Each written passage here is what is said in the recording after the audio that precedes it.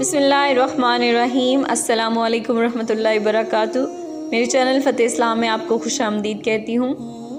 مسلمہ قذاب نے نبی مکرم صلی اللہ علیہ وآلہ وسلم کو خط لکھا، میرے ساتھ ایک معاہدہ کر لیں، جب تک آپ حیات ہیں آپ نبی ہیں، جب آپ کا وصال ہو جائے تو میں نبی، یا یہ معاہدہ کر لیں کہ آدھے عرب کے آپ نبی، آدھے عرب کا میں نبی، معاذ اللہ۔ اس کے خط پر نبی صلی اللہ علیہ وآلہ وسلم نے جواب میں لکھوایا، میں تو اللہ کا رسول ہوں جبکہ تو کذاب ہے، یعنی جھوٹا ہے۔ جب نبی پاک نے خط میں کذاب لکھوایا تو فرمانے لگے، کون لے کے جائے گا یہ خط اس کذاب کے دربار میں؟ اب اس کے دربار میں جانا ہے، حالات بڑے خطرناک ہیں، اس کے آگے بھی بندے اور پیچھے بھی بندے ہیں، جان کا بھی خطرہ ہے۔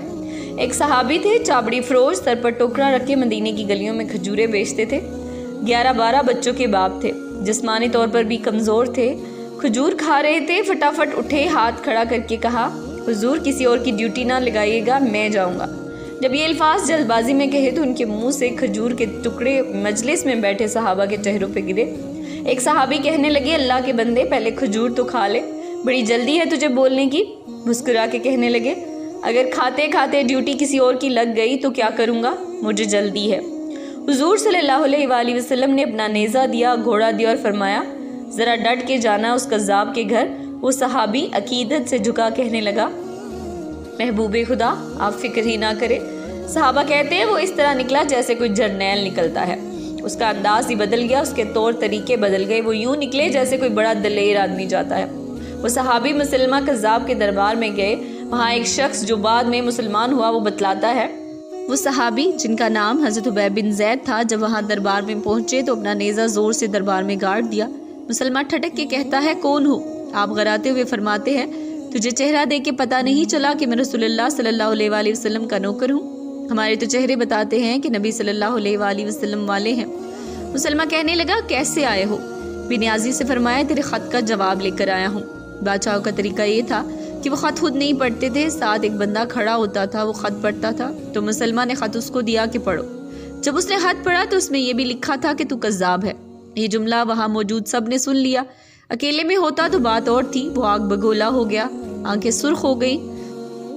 سامنے حضرت حبیب رضی اللہ تعالی عنہ بن زید تنے کھڑے تھے، غصے سے تلوار لے کے اٹھا اور کہنے لگا، تیرے نبی نے مجھے کذاب کہا ہے، تیرا کیا خیال ہے؟ حبیب بن زید مسکرا کے فرمانے لگے، خیال والی بات ہی کوئی نہیں، جسے میرا نبی کذاب کہے وہ ہوتا ہی کذاب ہے۔ تو 7 سمندروں کا پانی بھی بہا دے تو وہ بھی تیرا جھوٹ نہیں دھل سکتا۔ مسلمہ غصے کی شدت سے کانپتے ہوئے کہنے لگا، تو پیچھے پلٹ کے دیکھ، سارے میرے سپاہی، میرے پہرے دار، تلواریں، نیزے، خنجر، تیر سب تیرے پیچھے کھڑے ہیں، میرے ماننے والے ہیں۔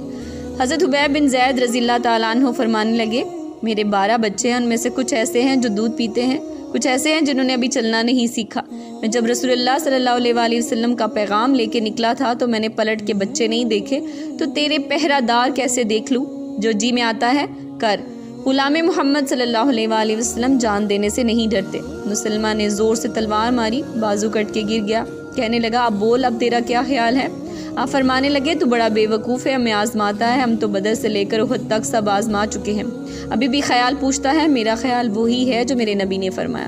مسلمان نے پھر تلوار ماری، دوسرا ہاتھ کٹ گیا، کہنے لگا، میں تجھے قتل کر دوں گا، باز آ جا۔ آپ فرمانے لگے، تو بڑا نادان ہے، ان کو ڈراتا ہے جو فجر کی نماز پڑھ کے پہلی دعا ہی شہادت کی مانگتے ہیں، جو کرنا ہے کر لے۔ مسلمان نے تلوار گردن پر رکھی، کہنے لگا، میں تیری گردن کاٹ دوں گا۔ حبیب بن زید فرمانے لگے، کاٹتا کیوں نہیں؟ روایت کرنے والا فرماتا ہے، مسلمان کے ہاتھ کانپے تھے، تلوار چلائی، گردن کٹ گئی۔ ادھر مدینے میں حضور صلی اللہ علیہ وآلہ وسلم کی آنکھوں میں آنسو ہے۔ صحابہ کرام رضی اللہ تعالیٰ عنہ نے پوچھا، یا رسول اللہ کیا ہوا؟ فرمایا، میرا حبیب شہید ہو گیا ہے اور اب کریم نے اس کے لیے جنت کے سارے دروازے کھول دیے ہیں۔ سبحان اللہ۔